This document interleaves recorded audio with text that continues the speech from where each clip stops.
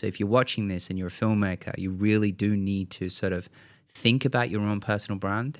You do need a perspective. I think this is the very thing that is going to protect you in terms of moving forward when we go into this sort of world of AI and things are going to get done in rapid speed. I mean, it's not there yet. I personally don't believe it's even ready. And I've got my own personal thoughts around AI and how evil it is. And I think we're all disgusted with it deep down, but we're also secretly excited about it. And it is going to be a race to who can get to it first and who can make the coolest shit with it and who can create the most humanizing, stories. That, again, is going to be the ultimate value add to a brand. But you do need to start building your personal brand. Your personal brand is going to be the armor what you're up against with in terms of the onslaught of what AI is trying to do to the industry. It's really trying to commoditize this. It's really trying to wipe out all the creative technicians, human tripods, and anybody that's just in it for the making of the money, because you are going to have kids that are in Bangladesh being able to replicate a 500K shot very quickly. Now, that's a problem. And so how do we, as filmmakers, start to build our business? Well, we need to start building trust, because we're about to go into a trust recession. This trust recession is pretty serious because, as more and more people get scammed with AI, which is going to happen, the trust is going to get lower and lower and lower. And so if you're a filmmaker watching this now and you're not building your personal brand, you're crazy, because it's the thing that's going to protect you the most, because people will be interested in your perspective.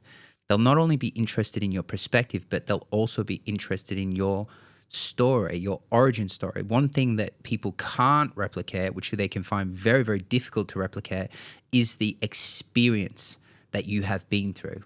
And this is one of the most powerful ways to tell your story, and simply can't be replicated. A lot of people, and including me, I've fallen into this trap where you share knowledge.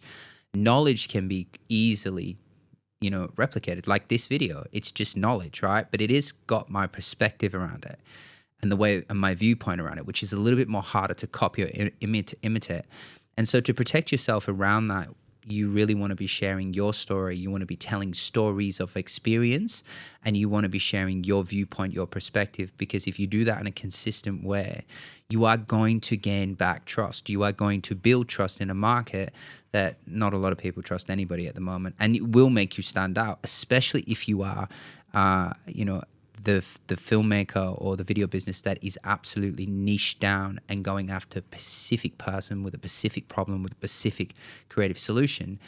Just that alone will gain the attention very quickly, virtually worldwide overnight, because there's not many specialists and it's not overly saturated. Lots of saturation going on with videographers right now. There's so many videographers out there that the minute you actually specialize is how you stand out. Now, if you encompass that with personal brand and you put perspective and share your story, and especially when it's experience-based storytelling, you can't be imitated. People will see themselves in the story, and in turn that will create connection.